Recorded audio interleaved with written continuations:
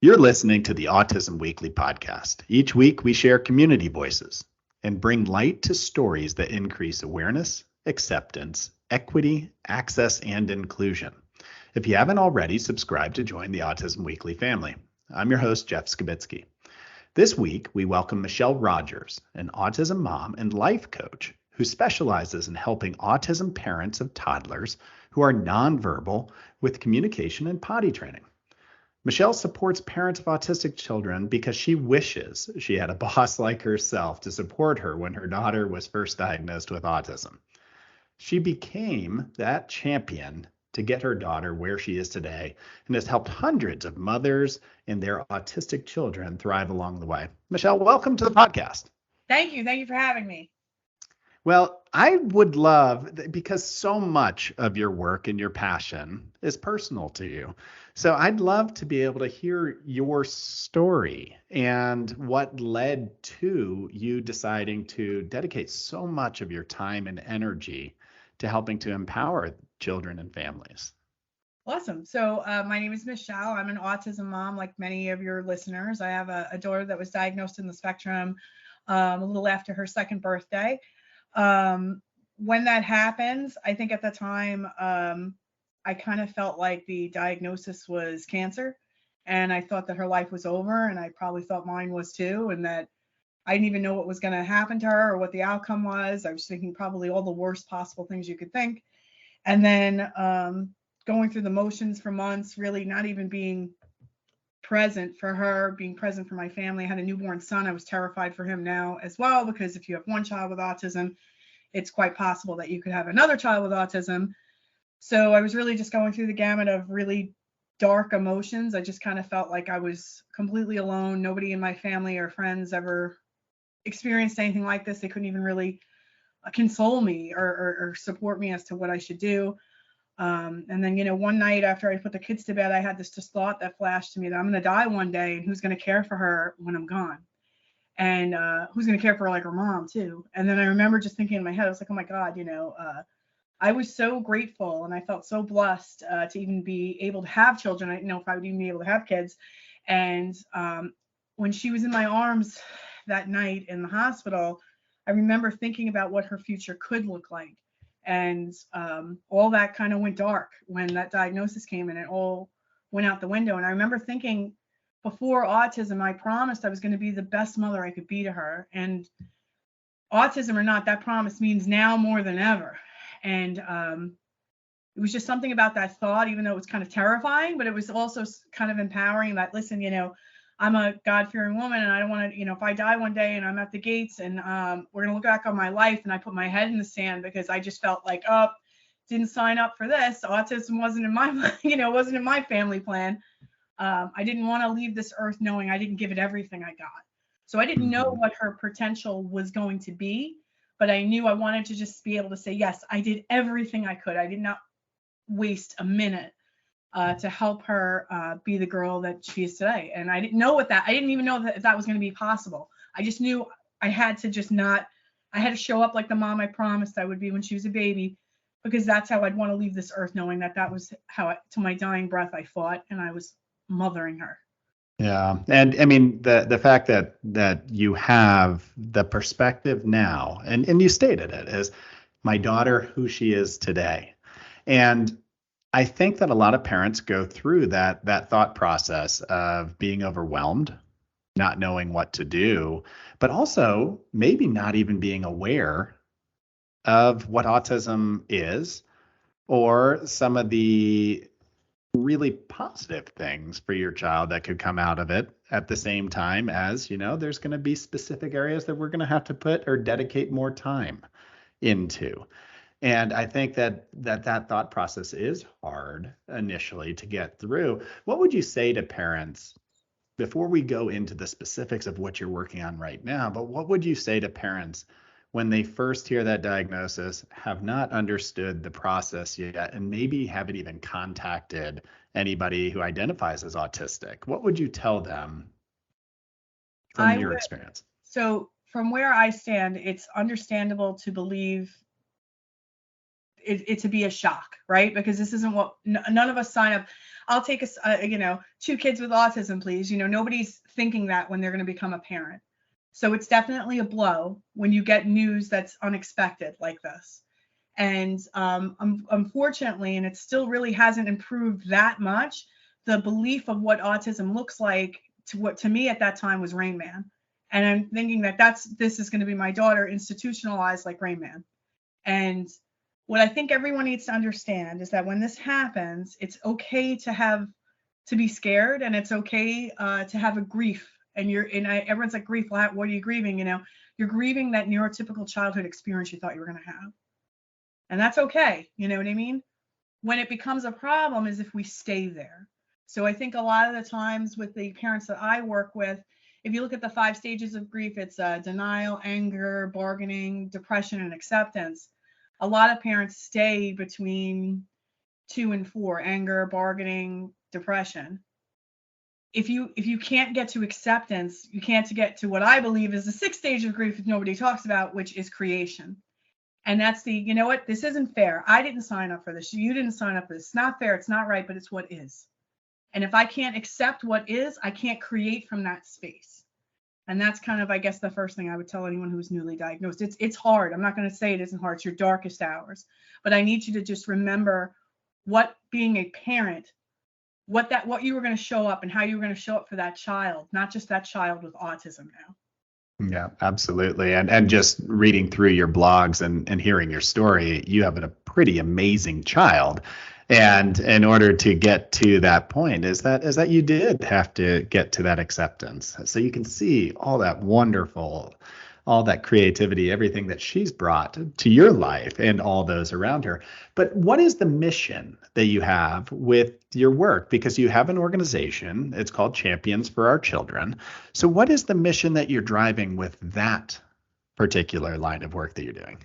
So one of the things I realized when I went through this mental and emotional journey is I thought all parents kind of got out the other side. And when I went through all of this, the first year I was alone because it was an early intervention, right? So they're doing the services in your home. And when I left the home and I went into the community she went to a special education preschool. She was in the most restrictive preschool environment. She was in a 614. It was an autism class.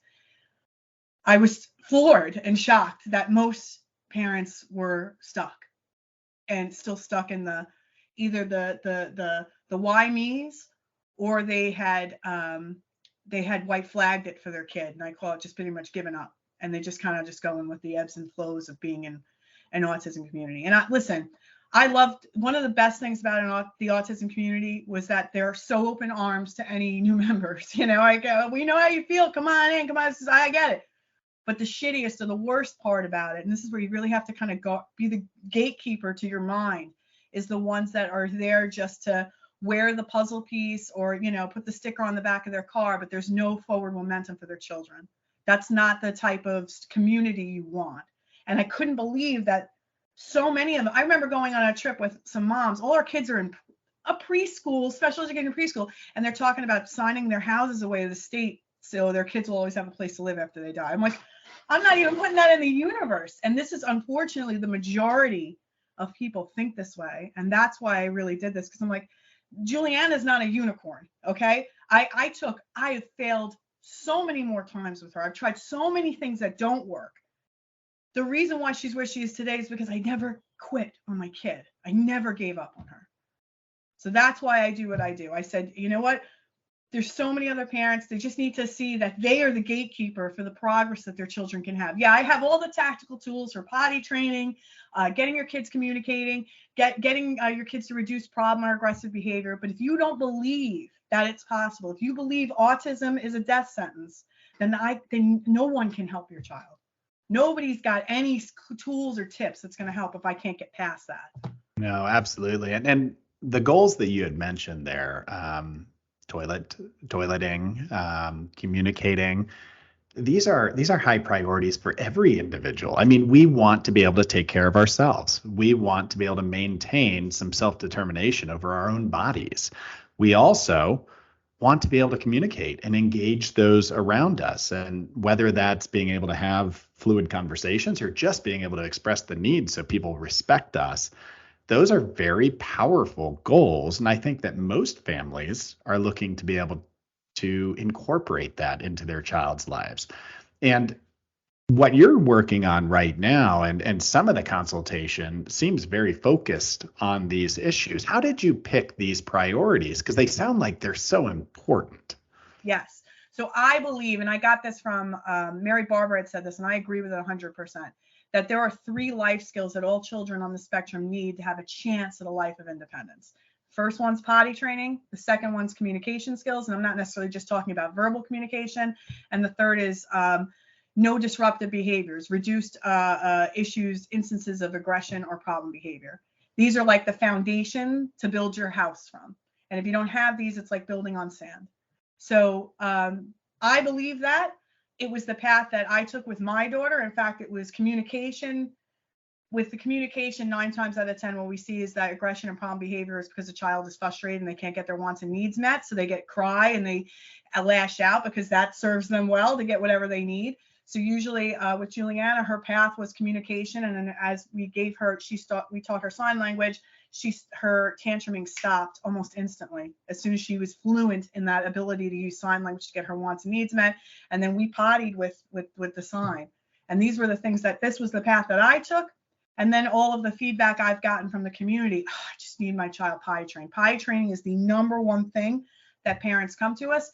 And I'm going to say it's the easiest thing I solve in my program. Every family who comes and joins my masterclass, everybody leaves with a potty trained child. If they stay, they work with me, everyone leaves with a potty trained child. I have 100% success rate there. So, yeah. And it's a great starting point, potty training, because it's such a black and white thing. Either you're peeing and pooping in a diaper or you're peeing and pooping in the toilet, right? So it's just one or the other. So if I can just show them through tactical steps how this is possible, it catches fire, because I'm like, holy smokes, my kid could do this. All this time I didn't think that. What else is possible? So I mean, we definitely give them all the tactical, but it really is about the gatekeeping and who's guarding the gate to your mind and what you believe about your child. I have some. We just finished a Potty Power intensive today, and it always happens when I do like a 2-day or 3-day intensive on a topic. There'll always be a general statement that everyone will say. And this week it was, there's nothing that motivates my child. And I can't think of a more toxic thing you could think about your child. Because if I believe that my child is unmotivatable, what is to become of a child like that? Mm-hmm. No, absolutely. And we've had a lot of discussions, even in the clinical space right now, about, and I guess it would be considered community-informed programming, but looking at those recipients of care and what's important to them. And those 3 things that you just mentioned are exactly what the stakeholder community, the autistics themselves, are saying are the important actual areas of treatment. Is the world is opened up to us if we're able to care for ourselves, if advocate for ourselves, communicate to others in a way that's meaningful, and then also being able to find a way to be able to reduce severe problem behavior, not the little things that make me who I am, because we all have those, but the big behaviors that might be causing me not to be able to be a part of the community that I'd love to be a part of. So I'm glad that that's where your focus is. But let's talk about this potty training component, because it is such a crucial piece for toddlers. And it's something that is so important for one's self-esteem, I think. So how did you know that your daughter was ready? And how do you tell others to know, hey, you know what, your child is ready to start this process? So I just want to say too, we started the company thinking we were going to be just handling toddlers, because I always thought my client base would be the newly diagnosed. We've potty trained adults up to the age of 31 in the program. And the way that I guess I go about it, when my personal potty experience was a potty poop show. I was absolutely horrendous when I did it with Juliana. She was not showing the signs that she was ready to potty train. I just had it in my head, it's time to potty train. We just have to do it.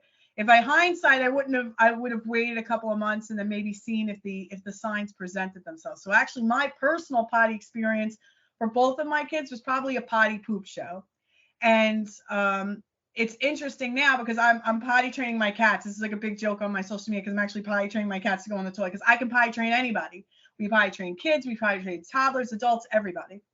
So I guess what happened for me was that I had no idea what potty training was going to look like. I had a visual that this was going to be the worst part of parenting. So now I'm thinking potty training is going to be the worst part of parenting, right? I'm going in with that mindset. I just want to get it over with. So now I'm rushing through it. She wasn't ready. I'm trying to get this, what I think is going to be this worst part of parenting over with. And she's having accents. I'm freaking out. I'm doing all the wrong things. And I remember just having to take a step back one day. And I had my mom come over. I said, listen, I'm going to do some work. Put her on the potty, on and off, whatever. And I heard her have an accent. And my mom was just like, hey, you had an accent. Let's go clean it up. And I'm like, that's it? That's all you're going to say? That's it? It was not, it really like, it was so, she neutralized it for me. Like, accents are supposed to happen. Listen, we're teaching them in a major life skill. Accents are a part of the process. And once that happened, I was just like, oh, I'm like handling this terribly. I'm handling this all wrong. I really got to just take a step back, really just look at, like, she's totally capable of this. What can I do to help her? What can I do to make this fun for us? I can look at potty training and look at it. This is going to be a nightmare experience, just like I did. Or I can look at potty training and say, this is like me teaching her how to ride a bike or how to brush her hair. You know what I mean? It's all perspective. So it's just like the mind. I feel like that's kind of where I really started with this. And when we do these potty training intensives, we kind of want to, I go over the actual tactical, but I really want to talk to parents because I want to understand where their thoughts are in putting a protocol in place to get their child potty trained. You'd be surprised some of the things that they say. Mm-hmm. And a lot of it has to do with, like, do I believe that my child's capable of this? And if I don't believe it, what kind of effort am I really going to put into successfully potty training a child if I believe that they're not capable? No, I'm glad you corrected me there, because it sounds like the question I should have asked was, how did you and Joanna both know that you were ready during this process? Because the emotional part as a parent or a caretaker is that you could set off a successful opportunity as easy as you could create a failure for the process just by your reactions. Yes. And I think both parties have to be saying, hey, I'm ready for this. Were there specific signs of, like, assent that said, I'm ready now. I'm not nervous. I'm not upset about this. I want to start this process. These are the signs of potty readiness. For anyone who doesn't know, I'm going to give you the signs for potty readiness. Potty readiness can look like holding their bladder for a long period of time. So if you're checking their diaper here and there and it's dry and then all of a sudden it's full, that's a sign of potty readiness. So staying dry for a couple hours. Them pulling off their diaper, that's a sign that they're potty ready because they don't like the way it feels when it's dirty. Them being curious, looking at you going on the potty and maybe being, like, interested in wanting to do some of the motions that it takes to have a successful potty trip. These are signs of potty training. Sometimes even a child who picks the poop out of their diaper and throws it on the floor, they don't like the way it feels in their diaper. These are all good signs for potty training. So that's what you want to look for. Yeah, and those are such, they're nonverbal signs. Yes. Oftentimes we wait for somebody to tell us something, is that you're not going to hear it all the time. You have to be observant to it. But then you get the process started. Then okay, we can go through this. And I know that, Michelle, your success rate is extremely high on teaching these skills, but there are destined to be failures along the way. So what challenges should families expect throughout the process that you're going to have to solve for? Okay, so first you want to understand that the true fail of potty training is quitting. That failing forward is a part of the process. There are going to be some messes. We are going to get some hiccups. Consistency is key. The idea here is that the first thing we want to do is understand we don't want to go off of what we think or what guesstimate. We want to go off of clean data. A lot of behaviorists love data collection. So one of the things we have I have a potty pocket guide, and the last page of it is like a toilet training data collection sheet. So that way it can be really clean on the data as to what I'm doing. So some of the things that can happen when you're up on a potty train is, first, you may want to potty train, but your child won't even sit on the potty. I call that potty phobia. So you can't run before we crawl. The idea here first is we want to neutralize just sitting on the potty. So if you have a child like this where you show them the potty, I had a mom that had a child that she'd show her underwear. she'd start screaming because she knew that was going to be she was going to anticipate potty training, and she was freaking out. We have to neutralize that first. So if you have a child that's showing, signs of potty phobia, you want to make it just so that they just sit with no expectation of having to eliminate. And how we do that is we baseline the data. So will they at least sit on it for a couple of seconds and pop back up? And when I say sit on it, you're not forcing them. They're not crying while they're doing it. They're not whinging. It's got to be completely neutral. And then that becomes our baseline. So let's say I have my daughter sit, but she pops right back up. So she sits for like 3 seconds. Then I'll use a timer and I'll say, okay, if you sit for 7 seconds, mommy's going to give you something nice. Like it could be tickles, a piggyback ride, bubbles, a sticker, whatever the case may be. And then we want to increase that time on the potty, just sitting, up to about 3 to 5 minutes, enough to, if you figure how long it would take to do a pee or a poop. Once that's mastered, where you can say, oh, honey, want to sit? Now I had a mom who were teaching her daughter potty train. She wouldn't sit. Now she'll sit for a Skittle. Now one Skittle, and then she'll find her mom wherever she is. Hey, I'm ready to sit. I'm ready to sit. I'll sit if you give me the Skittle, So now that when your child's at that point, that's when you actually start the potty training. So the first thing you want to know is obviously, are they showing those potty readiness signs, waking up dry, taking their diaper off, going long periods of being dry, requesting or pointing to the potty if they're pre-verbal, regular bowel movements that are predictable. We also want to make sure they don't have diarrhea. We want to make sure medically they're in a good space to potty train. It's not fair to a child that's having diarrhea. They're not going to be able to run to the bathroom fast enough if we're potty training. We want to make sure we get their, if they have any gastro issues, resolved, and then we can potty train. If they're a little constipated, that is not a problem. Only painful, like it's changing their behavior, constipation would be a reason I wouldn't potty train. It's normal for a child to get constipated when we're potty training. They're showing the signs. First, I want to see if they'll sit neutrally. If they'll sit neutrally, then we can actually get to the job of potty training. I mean, it really sounds like the ability to be patient through this process as the supportive person for your child or your young adult who's going through it, and not pushing them through it is probably key, is that you have to move at their pace. Were there specific times that you were like, you know what, Juliana's really enjoying this? Or were there parts where it's like, she feels successful and I can read this on her face, and she's now a committed part of this process, versus me trying to say, hey, it's time to toilet. She's now taking ownership. Absolutely. So with my personal experience with this, we potty trained her with Chips Ahoy. She loves those cookies. And when you decide you're going to potty train, you want to make sure whatever you use as the high value reward is something she only has access to for potty training. That increases the desire for it. So you have to withhold it at any other time, and you can present it as, like, I may always make it visual in the bathroom. Like I used to even increase desire. Like if a Chips Ahoy cookie was on a scale from 1 to 10, a 10, I put it in a big jar with a bow, and that makes it like a 20. She's really excited because she knows all those cookies in that jar is for her. And every time she goes to the potty, she gets to have that cookie.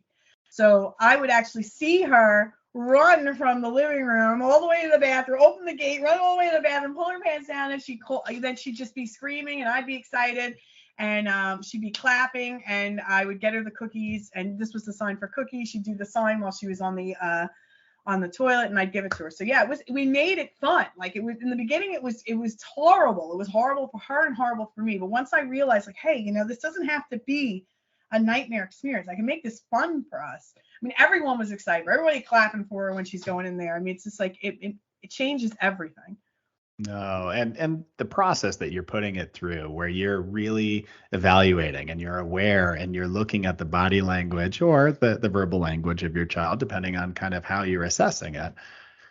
I think all of that is key to being successful, but also key to being able to maintain it as a positive experience. Like you could walk away with, yeah, I got my child toilet trained, or you could walk away being like, we did this together. We were excited together, and it ended up being fun, which who would ever think that toilet training could be fun? Yes. I love it. I love it. And we talk about potty every week. So somebody's always coming in. I need a potty train. Great. Let's talk about it. Let's go. And I want to always disprove some of the thoughts that parents have about it. There's no linear path to success with it. There's going to be accidents. There's going to be hiccups. When I was potty training Juliana, she caught a UTI, and that sucks, because now every time she goes to the bathroom, it hurts. So we ended up having to put her back in a pull-up while she was on the antibiotic. And I felt like, oh man, we was doing so good, blah, blah, blah. I said, nope, just let's get her healthy, and then we're going to go right back to it. And as soon as she felt better and she was done with the antibiotic, we went right back to it. And it was like riding a bike. It took a day, and then she was right back to it. So things are going to happen. You're going to have some setbacks. You're going to have some hiccups. It's okay. You just look at what you're at, look at what's going on, resolve it, and then get right back to it. Well, that's a great example of, the fact that you are going to hit disappointment along the way. Nothing is going to go from 0 to 100 without us having to go backwards every once in a while, because you have that setback that you were describing. And with toileting, you can't control how the body is feeling through those experiences at times. And whether it's a UTI or it's a constipation or diarrhea or anything, is that at that point, setbacks are destined to occur. What do you tell parents? Because it almost feels like at that point, going backwards is a failure, and it's the whole world starts crumbling around them. How do you coach them through the self-care part of realizing that it's a journey, it's a voyage, we'll get there, but be patient through it? Yeah. So one of the beauties of my program is it's a 90-day program. So they're kind of like getting that support along the way. But if we could just look at potty training as just like this journey from diapers to potty trained, right? And along the way, there's going to be some bumps in the road. And this is just the path for learning anything. I mean, I know we think that it's supposed to just go like, all right, here's where it goes. Okay, great. Now you're in underwear. It's not how that would be fabulous, but that's not how life works. That's not how it works for any skill. Learning how to walk, learning how to ride a bike, learning how to tie a shoe. That one, it took me longer to teach her how to tie a shoe than to go to learn how to, go on the potty. This is the path. And we're actually, not only are we teaching them that we don't quit, that this is all part of life and that we need to move forward with this, but it's teaching us that this is us showing up and that this is okay. And then if we, I think one of the best things I could say to parents when the setbacks happen is to almost anticipate a problem. Think that this is probably going to happen. I even think about this at IEP meetings. Like every IEP meeting, there's always something I want, and I usually get a no. So I anticipate that I'm probably going to get a no, but that doesn't deter me from asking anyway and seeing if we could find some middle ground. It's the same thing with potty training. Listen, I'm going to expect some accents here. All I want to know is if I look at day 1 versus day 10, are we in a different space? And 9 times out of 10, I'm going to say 9.5 times out of 10, the answer is yes. And as long as the answer is yes, then we just keep moving.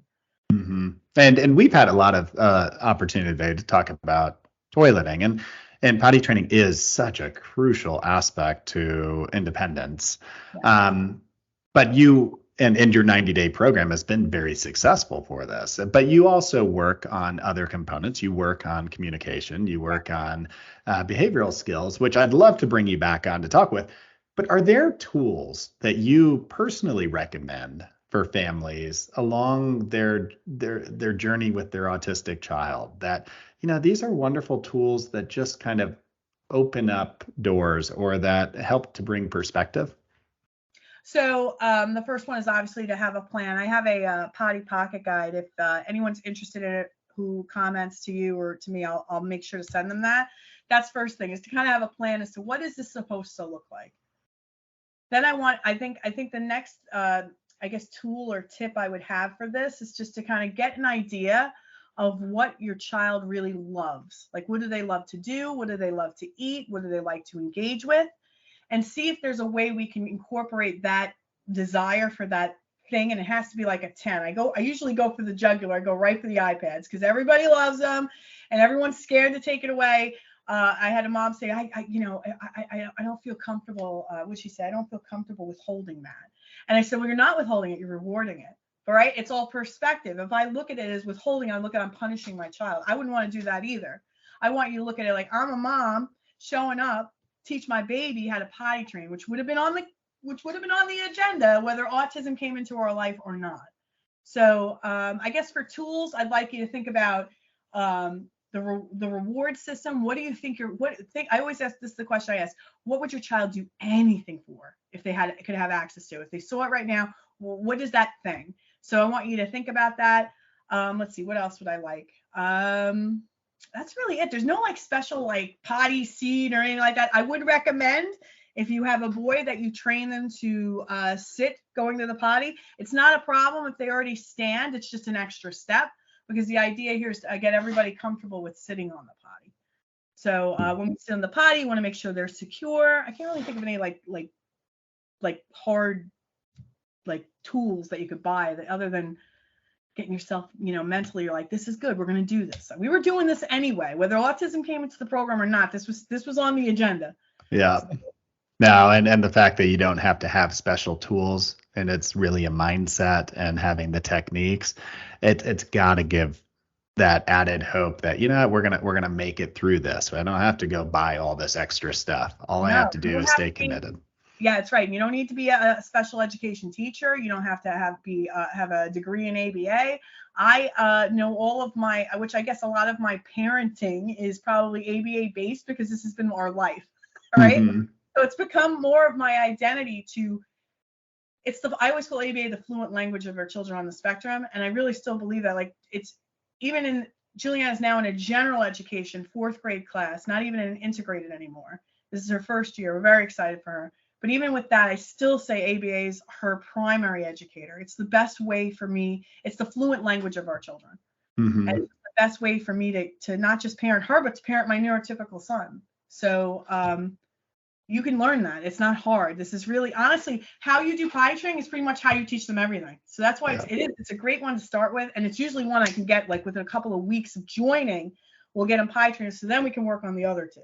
All right, Yeah. great. We're potty trained. Let's talk about communication, And yeah, and you're not the only parent that's actually said that to me, is that ABA is it exists around us. Even if we don't realize that it's occurring around us, the world operates a lot of times with behavioral contingencies. And so the fact that you're almost kind of utilizing them in a way that is a little bit more constructive and focused around a specific event, it's good parenting often. That's kind of the way that I would look at it as well. But where can people learn about the work that you do, and potentially even get access to your consultation services? They sound so valuable.